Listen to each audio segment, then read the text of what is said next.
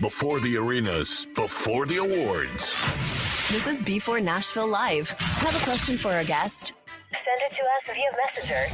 Here's your host, George Davis. Welcome back to Before Nashville, introducing the country stars of tomorrow to the country fans of today.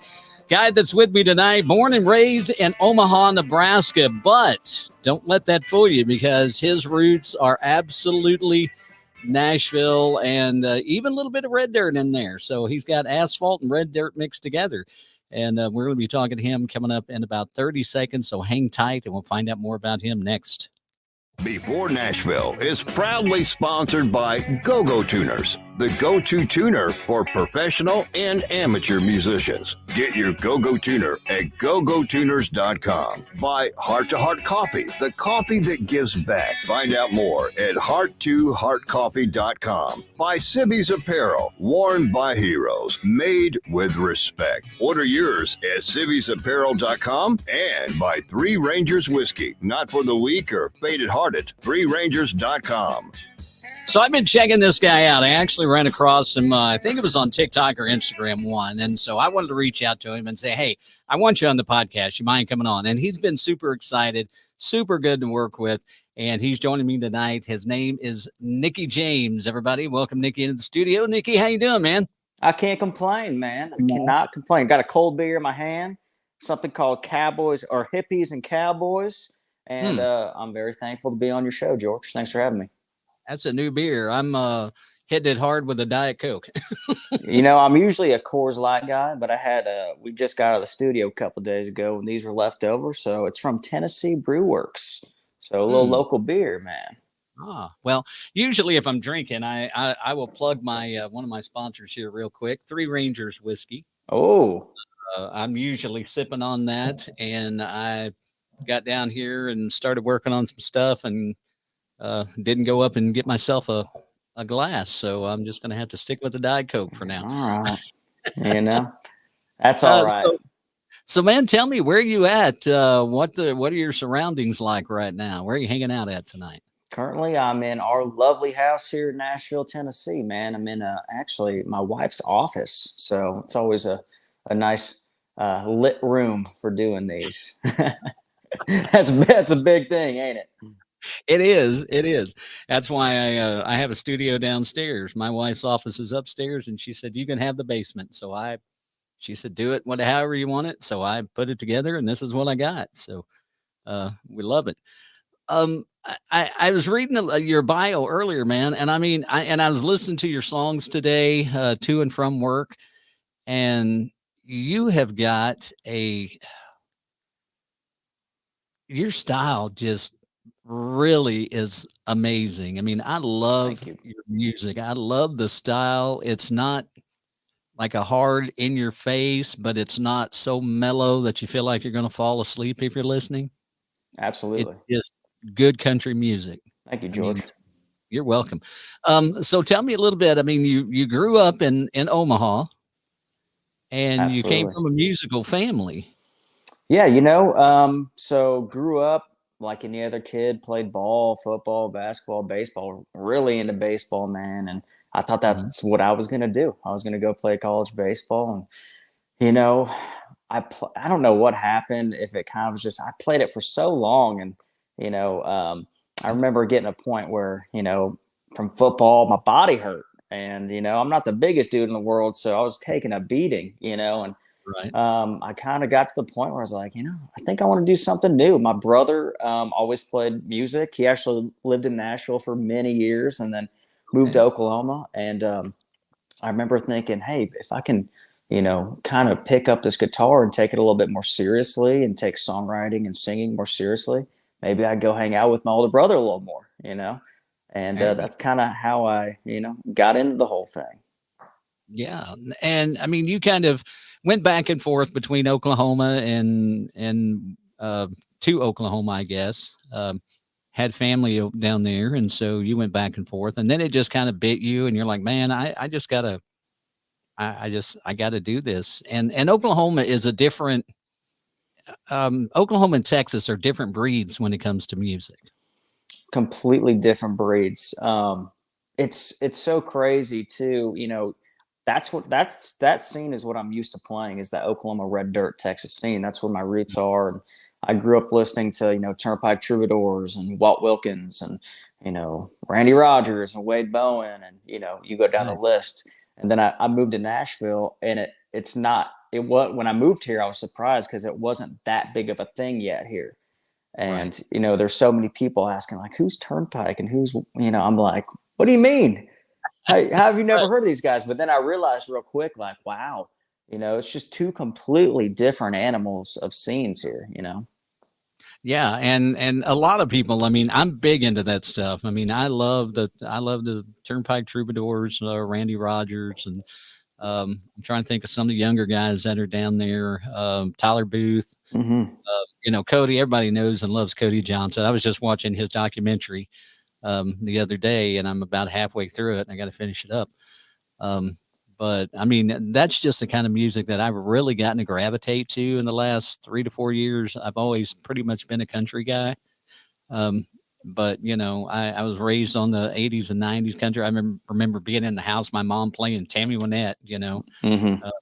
and that kind of stuff. But when you work in both of those, what are the major differences that you're seeing in how things are done between the Oklahoma, Texas red dirt and the Nashville asphalt? Right. I think songwriting plays a huge part of it. And obviously, the one huge positive about Nashville is the recording process. I don't think there's a better place in this world to record country music, whether you are a Texas artist or a Nashville artist. I feel like you have to record here. Now, there's a lot of great producers that are doing it in Texas as well, but there's something about the sound that is coming out of Nashville that is unlike any other place I've ever heard. That and songwriting. I gravitate a lot more towards the Texas end of songwriting because there's a lot more substance. Everybody loves a good party song, and I would never, knock party songs, but Nashville is a lot about, that party song atmosphere. Let's sing, upbeat songs, and which I love. And, obviously people love it as well. But what I love about Texas is it's real substance, and it's not always happy songs, and music shouldn't always be happy. We as artists have this amazing ability, right, to write these lyrics down and, affect people's lives, make people better, bring back memories for people. And I feel like that is such a special thing that we get to do as musicians. Yeah. I was reading about Tim McGraw today, and what you said about invoking emotion in people. Tim's one of those guys. He can just take a song and just, Don't Take the Girl, Humble and Kind, those songs, songs he didn't even write, but he can put emotion into them. And one of the things that he said was, it's such a joy to be able to make people feel something they're feeling, or feel something they didn't even know they felt. It's amazing. It's such a, it's such a cool experience when you get that. I have a song I put out last year called Addict's Knot. I did a video for it and was lucky enough actually to have CMT pick it up for a little bit. But I knew writing the song, it wasn't going to be a number one hit or anything like that, but I wrote it based off of, real life experiences with, somebody very close to me that struggled with addiction. And, I told myself, if I put this song out and it could affect one person for the better, one person listens to it and they want to get clean. And I mean, what more do you want from a musician? And you wouldn't believe the response I got and how many people replied to it and how many people listen to it while they're going through rehab. And to me, that's what music's about, man. That's the greatest gift I could ever ask for. Right.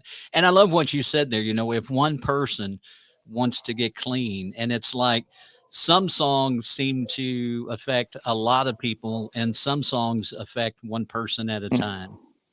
And that's what I feel like is so great. I love the songs that, they do something for one person, but yet that one person can take what they took out of that song and take it to somebody else and then somebody else. And then just starts a snowball effect. Love it, man. I wish there was more of it. I think there is. I feel like there is this kind of this new scene, new wave of music coming out now. And you hear it a lot from the women in country music in Nashville right now. You know, Morgan Wade, Lainey Wilson, and Carly Pierce. And, you know, they're putting out some really cool killer substance songs, what I call them. And, man, I hope that wave, you know, sticks around for a long while, because like I said from the beginning, we can always have the party songs, but you got to have those substance songs, man. It's such a big part of music, and we got to bring that back, especially in country music. That's what country music is built on, you know? Sad songs, man. Sad songs, but sad songs that help people for the better. It's just, you know. Exactly. I mean, you know, and it's, as we said earlier, I mean, we were talking before we got into the show. I mean, I work in radio during the day. That's my day job, and I'm on the air in the afternoons.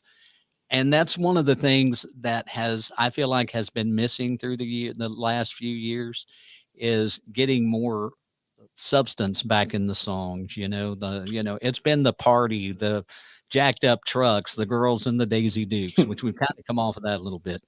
You know, as much as possible, but there's still those, you know, those songs out there, and I mean, there's just nothing to them.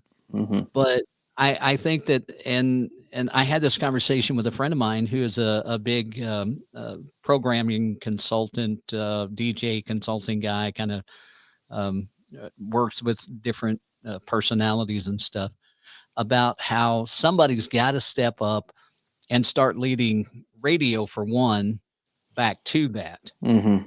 But there's been so many of guys and girls like you that are leading country music back to that. Very cool. You guys are, you know, you're the new, God forbid, pop country. Right. I don't have any soap down here to wash my mouth out after saying that. I'm glad you said it. Somebody's got to say it. Yeah, exactly. And but I mean, it's like, you know, like Cody. I mean, Cody just came off a 2-week #1 run with "Till You Can't," and that song, man, live, you listen to that, and it's just, anybody that sits down and listens to that and walks away and goes, "Eh."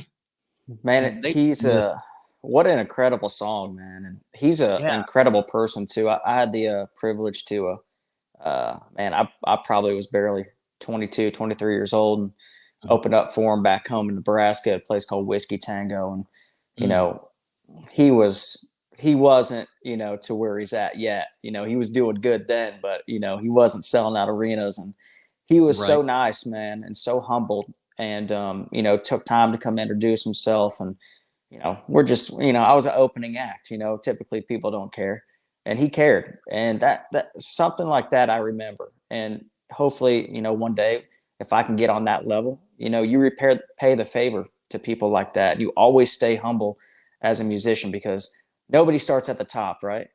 Everybody starts at the bottom, and you got to work your way up. So I wish him all the success, man. He's a great human being.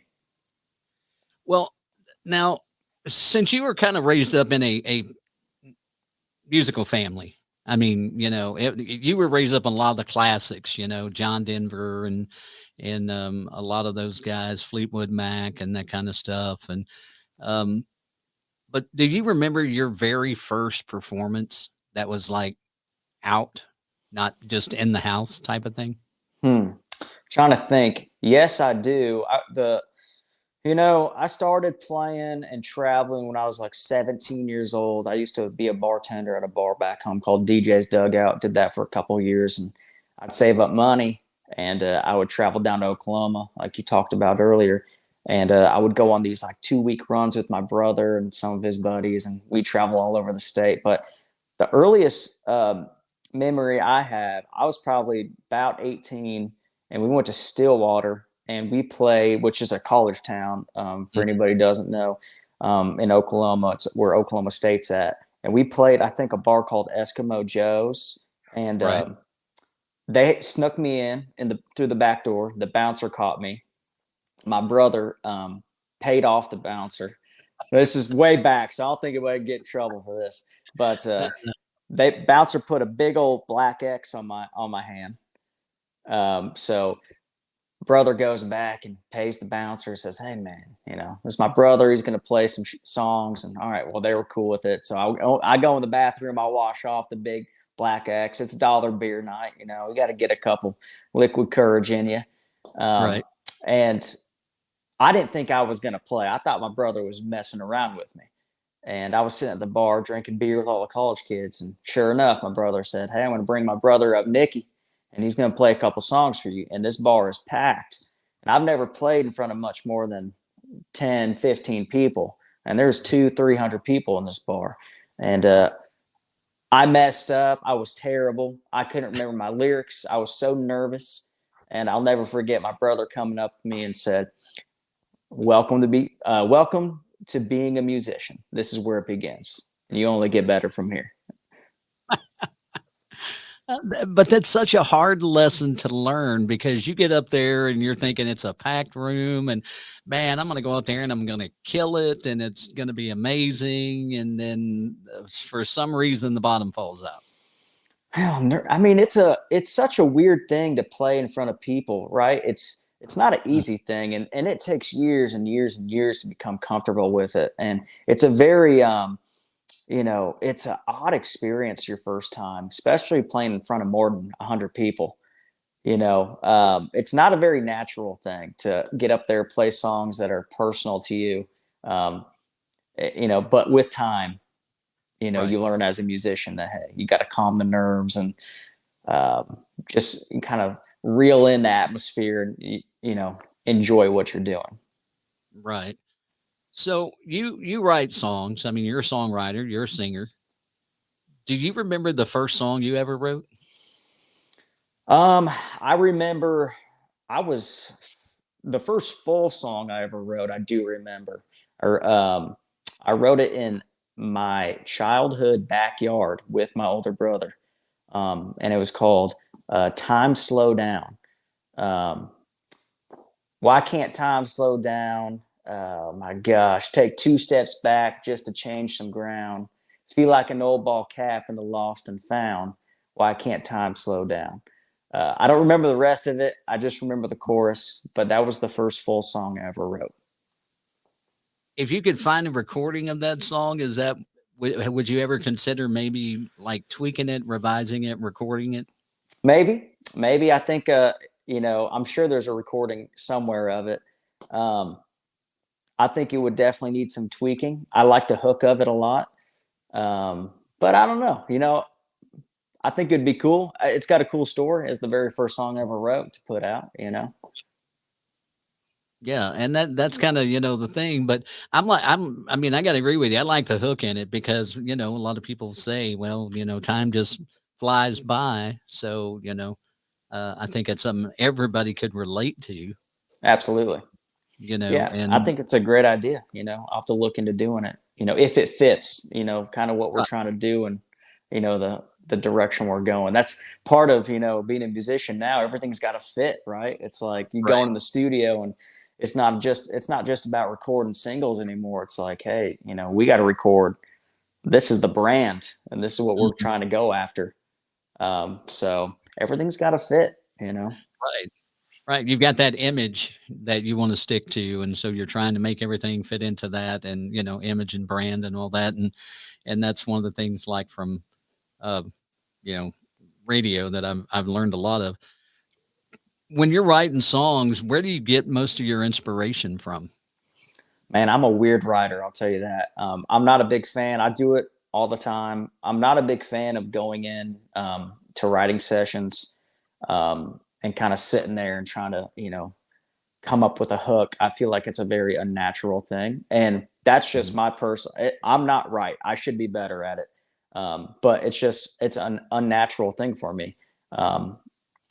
I get, believe it or not, the majority of my material in dreams. It's a very bizarre thing, but I'll wake up at 2, 3, 4 a.m. with an idea, a melody, and I will crawl out of bed and I will go write my song.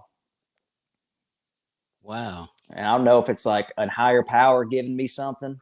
I don't know if it's my mom giving me something from up above saying, hey, you should, tap into writing this. But my wife is like, dude, you got to go to bed. And I can't get it out of my head. It's only, Right. So the majority of my stuff is I'm just a bizarre writer. I could be talking to you or somebody at a bar and I'll get an idea and I write it down right then and there. And I'll drive home and write the song because I can't get it out of my head. Wow. That's really cool though. I mean, I've not had anybody ever tell me that that's kind of the inspiration, that they just wake up, in the middle of the night or something like that. It's always something totally different. So that's pretty cool. I like that. Um, what about, and I know the answer for me after listening to your music, but what do you feel like is so unique about your music that people just gravitate to it and want to listen to it? Sure. I think, the biggest thing about me is, I'm sure there's a lot of people out there that don't like my music, and hopefully there's a lot of people that do, but I Mhm. want to do things. I just want to be respected. That's it. I want, if somebody goes, hey, I don't like his music, but I respect what he does and who he is as a person. That's all that really matters to me. So I always try to write songs that are relatable to people, relatable to everyday American blue collar workers, people from Nebraska, where I'm from, and Oklahoma and Texas, and this entire country. But Right. the working men and women of this country, and people that are just looking for that relatable song. So that's what I try to go after. And at the end of the day, like I said, my biggest goal is just to be respected. Right. Right. And you've done that. I mean, I've looked at the numbers, the Spotify numbers on your songs, and um, I mean, very respectful numbers. I'll be honest with you. I was trying to get back over there. I was actually looking at um, your social media there for a second. I did have something, and I'm going to go ahead and ask you now. I was going to wait and put it off to ask, but you put up a picture, and I'm thinking this was a while back. I don't know exactly how long ago it was. I didn't check the date on it. Had you and your wife standing side by side, and it said one of us is 23 weeks pregnant, and one of us just drank 23 beers. How did you feel after those 23 beers? Well, it may have been a little bit of a lie, but Okay. we played. That was, I believe, playing Mile Zero Fest down in Key West this past year, and yeah, it's always a good time, man. Everybody kind of gets out of their shell and relaxes, and parties. And this is the first time I had my wife Hannah down while she was pregnant, so that was a big change because obviously we're not staying out to 2, 3, 4 a.m. at the bars, and which was Right. nice. I wasn't as hungover, but that particular night, I think I played the amphitheater stage. We did 90s night, and it was a party backstage, man. So I definitely dabbled in a couple beers, maybe a couple shots of whiskey as well. It's just part of it. Right, right. It's all and the whiskey's the one that always gets you. Well, and I'm not, like I said, I'm not the biggest guy in the world, but you get a couple shots of whiskey in me, I start feeling like I'm 6'8", and that's just not a Right. good combination. Yeah, that liquid courage, man. It also beats you up, makes you feel like you're Superman. Um, if there were, let me rephrase that for a minute. What is one song that you have heard that you have said, "Dang, why didn't I write that song?" Man, there's so many. There's so many. My right off the bat, my brain goes to Brandy Clark. She's got a cool song called "Take a Little Pill." She also has a song called "What'll Get Me to Heaven," which is such an incredibly well written song. Um, and then newer stuff, Chris Stapleton, "Whiskey and You." There's so many Mhm. songs.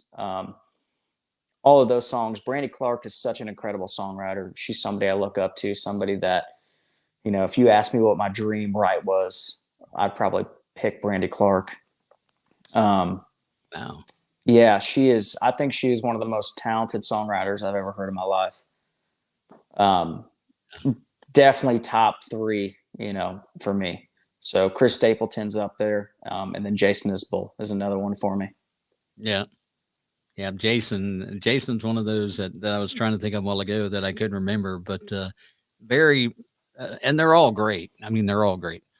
Um, I'm going to ask you this question, but I'm going to pose it like if, and I don't know how much Hannah's been out on the road with you or how much she's around you when you're preparing for a show or anything like that with, you know, um, pregnancy and I'm guessing the baby has arrived. Not yet. We got about 2 months left. Okay. So, but what takes you the longest in order to get ready for a show? Well, if you ask her, she's going to say that it takes me the longest to get dressed and pick out what I'm wearing. I'm very indecisive, and that's a fault of mine. I'm trying to get better at that. But I don't know. I think when it comes to music, it's it's a business to me now, and I want to run it as a business, and I take great pride in it, and I'm very particular about shows and the setup, and there's a way that I like to have things run, and I think all the back end things like getting, reading the set list of, reading the atmosphere, what bar I'm playing, and writing a set list for that atmosphere. That takes me a while. Right. But I'm very meticulous about that. And I try to take as much time as I can to, put on the best show I possibly can. Right. That brings up a very good question because, and I hadn't thought of this one before, but do you normally write your set list after you get to the bar? I mean, say you get down there like a day early or something like that, and you go kind of feel it out and see what kind of crowd they have, or do you wait till you get there that night and then you jot it down backstage? I always like to do it ahead of time. So I'll typically go to the bar the day before, maybe grab a beer. I always like to meet the GM and the sound and, introduce myself to the bartenders and then I get a feel for the setting. And that the night before, I'll typically write out the set list, change the strings, get prepared. I think that's a big thing. And I think a lot of musicians, that's something that, probably a lot of people can get better at is being fully prepared for each show. I've had to learn to do that because I used to be, fly by night. Let's just show up, let's plug in, let's play. But it doesn't make you seem very professional. The older you get, the more you move, into playing music. So you really want to be prepared. And that's a big thing for me. If I'm not prepared, I do not feel right.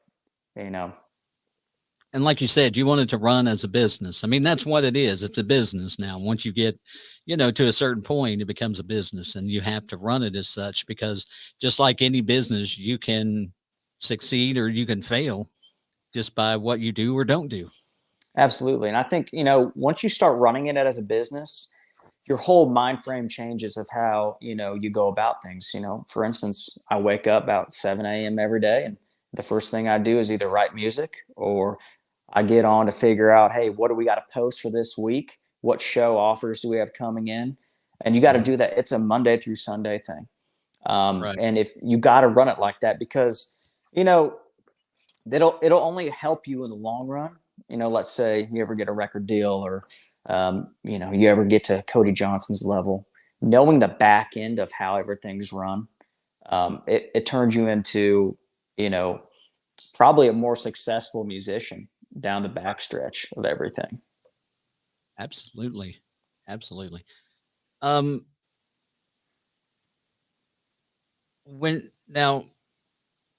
you're doing a show, when you're doing your set list, and this is something that I believe in, and I think a lot of, I don't think any artists don't do this in a show.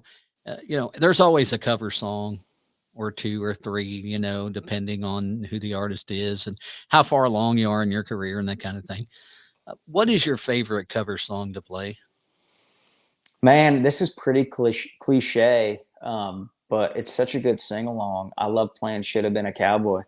It's such a cliche song, but people love it, and I play that a lot. I play Red Dirt Road a lot. I love that song. Yeah. And then recently, I've been playing. This is a Jason Isbell song, not a Morgan Wallen song. Cover Me Up. Right. So that's one of my biggest pet peeves right now. I tell my wife all the time. I cannot stand when people, Morgan does an incredible cover of that song. Yeah. He's a great singer, but that is not his song. And there's Right. a very deep meaning to that song. So I like to play that. That's kind of the most recent song I've been adding into the set.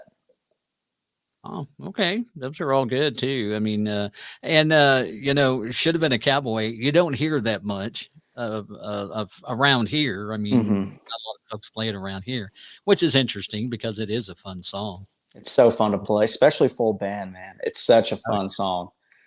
Right. It's right. One of those songs right away on that downbeat. People know. right. Exactly. They're jumping in right off the bat. Um, what would you say has been your most embarrassing stage moment? Oh man, so many.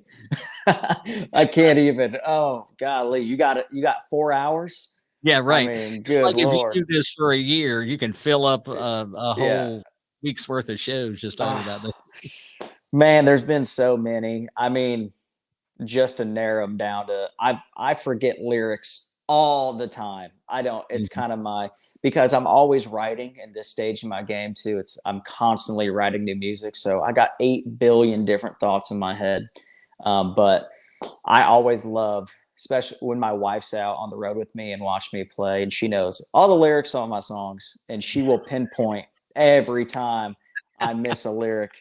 And it cracks me up every time I'll get off stage and she's like, "You butchered that song, man."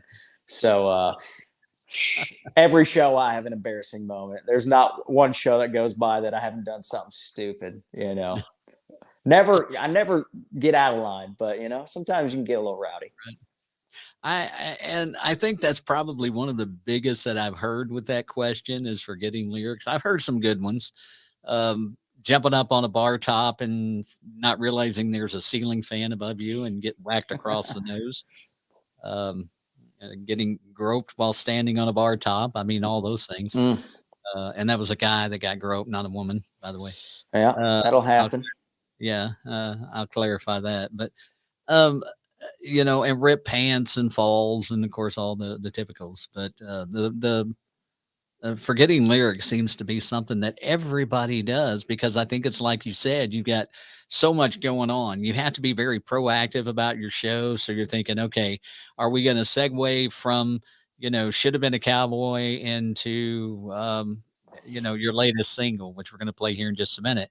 Should we segue into that? And if we do we talk? Do we just kind of change keys? What do we do there? How do we do Sure. that? And you're thinking ahead, and then all of a sudden you've still got one verse that should have been a cowboy, and you totally blow it.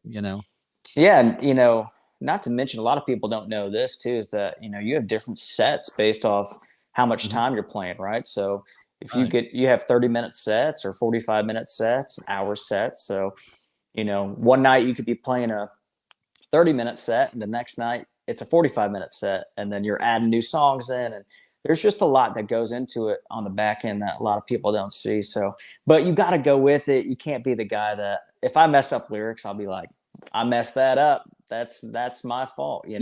We're all Yeah. human, right? And you got to just laugh it off, man. And it's gonna happen. The best of the best do it all the time. Okay. So and I personally love seeing older musicians that are obviously have made it Mhm. mess up lyrics. It makes you feel like, oh, if they do it, then it's okay. I do it too. Right. Yeah. Right. I forget who it was. I saw something just not long ago where somebody had did that, and it was like had been around. I don't know that it was Garth or who it was. It was somebody that's been around quite a while and done that, and they just kind of gloss it over and keep going, Yeah. and the people realized it, but they didn't let on that they even knew what was going on. Um, if you had somebody come up to you and say, "Nikki, I really want to get into music, but I don't know what to do. I don't know how to do it, and I don't know what to beware of." Hmm.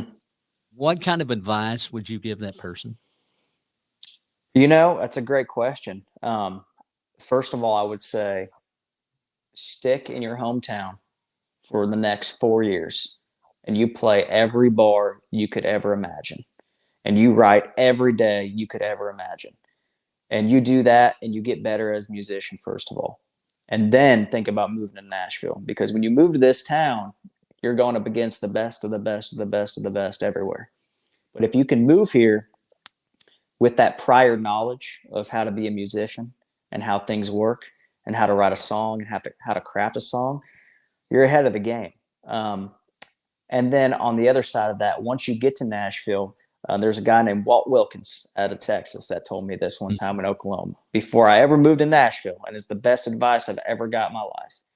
And he said, Nicky, when you get to Nashville, don't let that town change you. You always stay who you are. And Right. it sounds a little cliche, but it's so true. It's so easy to get in the hustle and bustle of this town and want to change who you are as a person, but different is always better. Being able Right. to show the roots and be true to who you are is always better. You know, um, people always try to fit in. And Mhm. to me, I've always been the kind of guy that's like, how do I take the back road? I'm never one for a clique. I like having the friends I have, and don't I know you can never be afraid to take the back roads in this town. Just got to be Right. you. Right. We had a question come in from Radius wanting to know, and I don't know, or do you know of, or do you know Aaron Enderline? I don't. Should I? I feel bad if I'm supposed to. Well, she's a singer songwriter. She's originally out of Arkansas, Okay. but I think she's in Nashville now. And I mean, she's kind of along that, kind of like that Brandy Carlisle type of mold. Brandy Cool. Carlisle, maybe a little bit Ashley McBride, but not so gritty like Ashley. But one of Okay. my favorites. I'll have to look her up. Aaron and I talk, every once in a while, and I just love listening to her stuff, man. She's won multiple Arkansas Country Music Association awards and stuff. Um, but she's a very, very good singer, and I really like what she does. So this new song, and it's been out. I mean, it's not brand new. We're not debuting it or anything tonight. But you I mean, it's been doing really well. As a matter of fact, just from looking on Spotify alone, the other 4 singles that you have showing on Spotify, Common Ground, Those Tonights, Way Too Much, Enough, I don't think all of them add up to what this new song has done as far as the streams. Yeah, it's been doing great, man. Very, Uh, very grateful for that. yeah, and I mean, that's helped you have, like, almost 13,000 monthly listeners, which is an amazing accomplishment, by the Thank way, you. so kudos to you. I appreciate Well, that. but we're gonna take a quick 30-second break. We're gonna come back and I'm gonna play this new song for you. It's called Going Through, and we'll have that back in just 30 seconds. So stick around.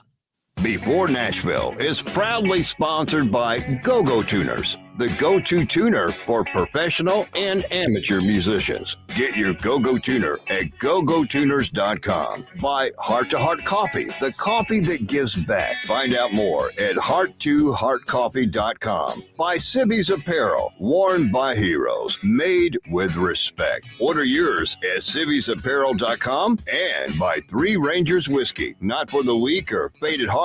ThreeRangers.com.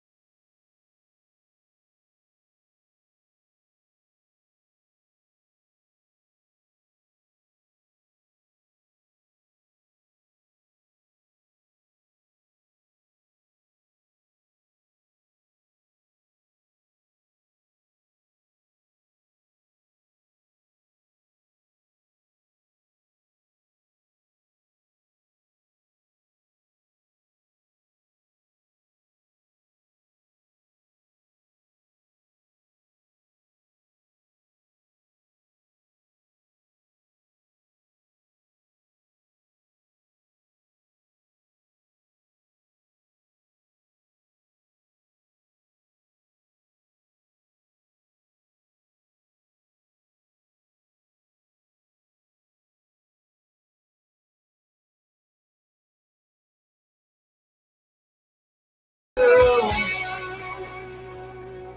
that is Nicky James, and the song is called Going Through. Man, that is such a killer song. Thank you, George. I appreciate that. It's just the storyline and everything in that song. How long did it take you to write that one?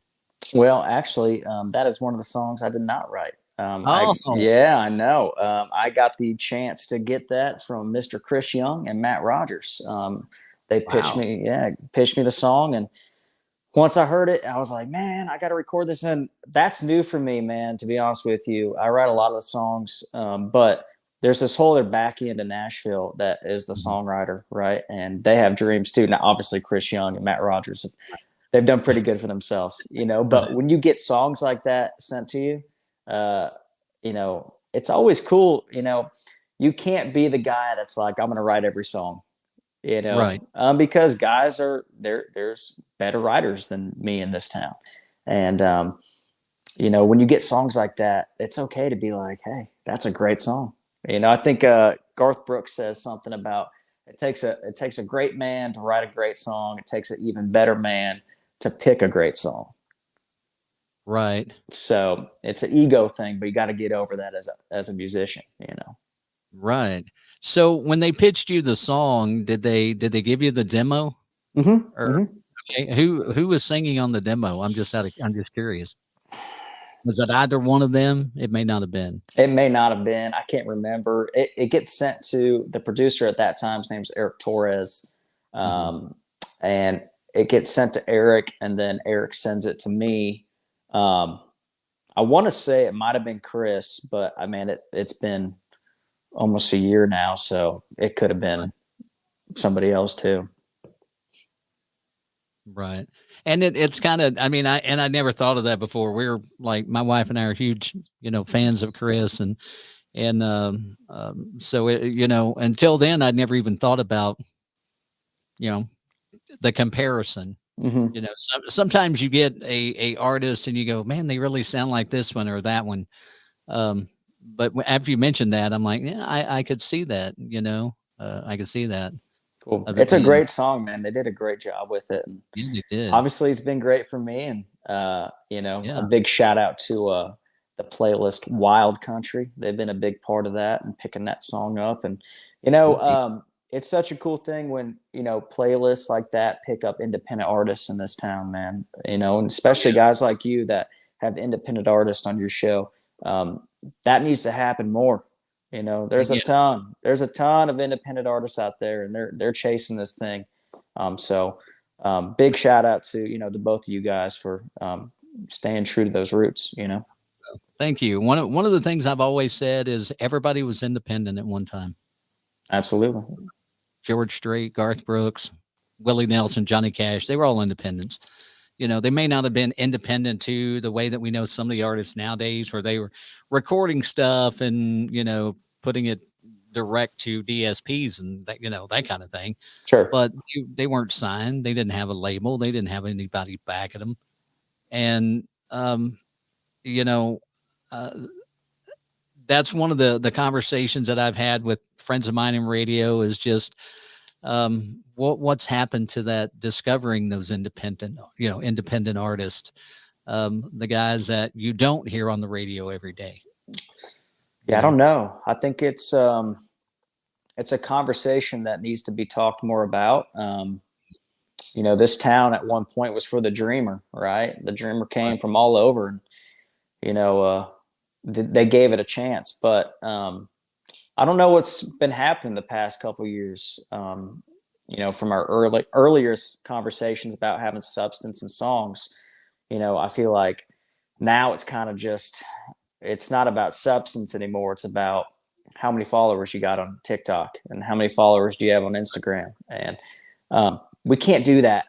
We got to get back to developing artists, and, longevity is the biggest thing. And country music, prides itself on longevity. Willie Nelson, you name it. Garth Brooks, George Strait, Hank, George Jones, huge careers, long careers, building huge fan bases. And nowadays, to me, it seems like the labels are, and not all the labels, some of them are really good, but some of them are just out for the quick buck, the quick Right. turnaround. How do we get artists in? How do we sign them? How do we take a lot of their money? And then how do we get them out the door? And that's a terrible situation. It is, and a conversation that I've had with a lot of my friends that are in radio. A lot of us we lean more to the independents because, I mean, like I said, there's some great music out there that nobody really, radio used to be about discovery. We were the ones that played those Priscilla Blocks and Hmm. Ashley Cooks and the Morgan Wades and that kind of stuff, but now it's and I'm talking small market radio. I work in small market. Now it's L.A. and New York and all these big guys. If they have an eye and a heart in front of them, then they get pretty much anything they want. Yeah, I Um, wish I miss that small market, small town mhm. radio. I miss that. I think that was it's the backbone of music, man. And Yeah, I hope that one day, it can kind of come back in full, because I remember growing up and listening to 96.9, 103.7 and 99.9 and hearing songs for the first time on those stations. That was such a cool thing. We got to get back to it somehow. We can't let the Walmarts and the Targets take over everything. You know, right. Or the DSPs. I mean, that's where everybody's going to find their new music is a digital service. Um, However they get that stuff first. I mean, I don't know. Again, my buddy that's a consultant, that's one of the conversations we had is they need to share their information with the rest of the world and quit, hmm keeping it close to their vest. It's not the Secret Service. There's no national security secrets that you have that are going to harm anybody, so give it to exactly. everybody, but and that's why I do what I do. I mean, I love the independent artist and I love what you guys do. I love what you stand for. Thank you. You, I appreciate that. you guys are, I've got a guy I talked to the other night, was last Monday, and saw him on Friday night. He works for Travis Tritt, and Heath Sanders and Justin Moore are releasing one of his songs tomorrow. Very cool. And this kid is just, 26 years old. He's trying to make it and got his first, major release coming out tomorrow. Love that. I love And that.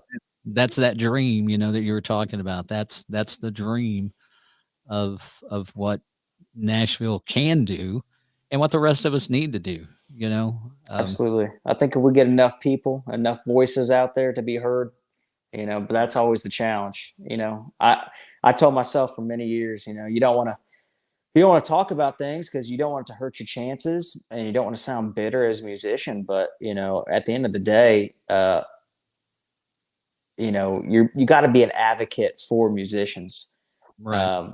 So that's priority, and Yeah. as long as you're doing that, I feel like, you know, you should be able to voice your opinion a little bit about it. So that's what I try to do. Absolutely. And I'm right there with you, man. I mean, I'm not a musician, but I'm still trying to be a voice as much as possible just to get this stuff back, because again, um, I would call tomorrow, you a musician. You're definitely a musician. You play a very big part in music. I feel well, I appreciate that. I would definitely classify you as a musician. I appreciate that. That's the kind of thing somebody said to me on here in quite a while. So, you're out on your first big headlining tour. You have done what some people would say succeed. And the reason I say that is everybody defines success in their own way. But some people could see this as success. You are on an arena tour, like a Garth Brooks, George Strait, Kenny Chesney's size arena tour. And you get to handpick two openers to go on this entire tour with you. Who are they going to be? Wow. They got to be alive. No. I would say this is weird because I would be the opener, in this situation. But, for the question, Right. just to hang out with them, Tom Petty would probably Mm. be big on my list. And then Man, probably James Taylor. Wow. Yeah. I'm big fans of both of them. James Taylor has really shaped me as an artist. There's a pretty long, in-depth story about why that is. And so I just would love the chance to meet him one day. Obviously I can't meet Tom Petty, but Right. Respect to the fullest of both those musicians. Yeah, absolutely. Absolutely. Love Petty. Love James Taylor. I hadn't listened to him a lot in the older years, but when I was younger, I listened to him a lot. And my mom, she was probably one of the, I guess you could call it the pop artist that she liked to listen to. Mm-hmm. Because he wasn't, of course, my parents weren't like totally country, but for the most part, they were. If you could describe your personality in one of these three ways, and if you have, I'm the first one sometime is kind of odd, but and you have to think through where I'm going with it. But say Puxatawny Phil, indecisive. Okay. Mariah Carey or Kanye West. How do you feel your personality fit in those three characters? Man, can I pick all three? Put them into one? That's definitely me, man. Take all three and put them into one. That is 100% me. Yeah. I can be indecisive. I can have crazy ideas. I can be very laid back. But the thing about me, man, is, I will always be a dreamer. I will always do everything I can to pursue what I love doing. And I will always put, my family first above anything. But at the end of the day, man, I just want to be happy. And whatever I got to do to get to that is whether it's Phil, Mariah, or Kanye, whatever it is, it doesn't matter. I just want to be happy and play music, man, and give the best life I can to my family. That is a great answer. A couple of little off the wall questions that I like to ask.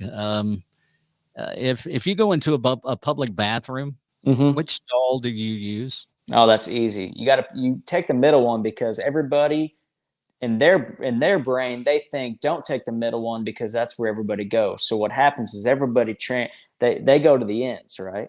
Mm-hmm. So you got to take the middle. You always take the middle because nobody goes to the middle. Everybody goes to the ends because everybody's thinking everyone goes to the middle. Reverse psychology. Exactly. Very, very good. Yeah. Instead of a last meal, say you've done something dreadfully wrong and they, instead of a last meal, they give you a last song to listen to. What would that last? Wow. The last song, man. I would pick Fire and Rain, James Taylor. That's man. When my mom passed away 6 years ago. I was flipping through just a bunch of songs, random songs, man. And I dozed off for a split second and I woke up and my mom had passed on to Fire and Rain. So I want to keep that tradition and have the good vibes. Yeah. And what's even crazier, that was her favorite artist and her favorite song. Wow. That is so cool.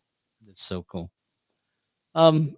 Tell us where folks can find your music. Where is the easiest way to find your music or to find, social media, ways to follow you, where you at, all that good stuff? Sure. So I'm all over Spotify, Apple Music, Pandora. I think I'm on iHeartRadio, YouTube, Instagram, obviously. My Instagram got deleted 6 months ago. Randomly, I woke up with a deleted Instagram, so I've had to restart from the beginning. They said I was impersonating a guy named Nicky James, which I don't understand how that's possible. But I was pretty heated about it for a while, but now I laugh about it and we move on. We'll rebuild it. But on all the social media platforms, trying to get into the TikTok world. I'm not really good at it. I post random things. But Spotify's a big one. And then obviously, hopefully your local radio stations too. That's, that's the goal. We want to get on a lot more local radio stations.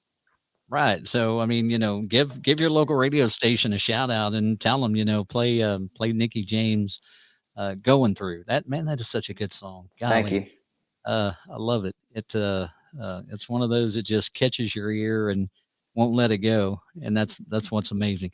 But man, I tell you what, I am so grateful that you were able to come on tonight and to hang out with me. And I look forward to hearing and seeing more of your career and seeing where you go with this. And hopefully Going Through is going to, be the first stepping stone in a very, very big career for you.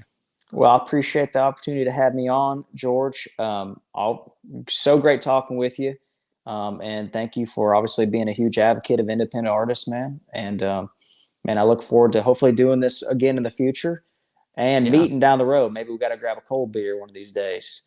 We make our way to Nashville. We get to hang out there every once in a while. And so next time we're down there, I'll shoot you a message. And if you're not, or even if you are playing somewhere, I mean, shoot, I love just to go down there and check artists out that I've had on before and listen to them and watch them. I would love that. Let's make that happen. Or even, wherever, if it's in Oklahoma, wherever you're at, if it's within a decent amount of drive. I can't drive to California, but I don't blame you. Especially not right now with gas prices. No, you ain't kidding. You got to take out a second mortgage to do that. I did that today. As a matter of fact, I filled up my truck. I'm sitting about $110 for my truck right now. Yeah, mine was close. Was a little bit over that today, and I was like, "Good grief, man!"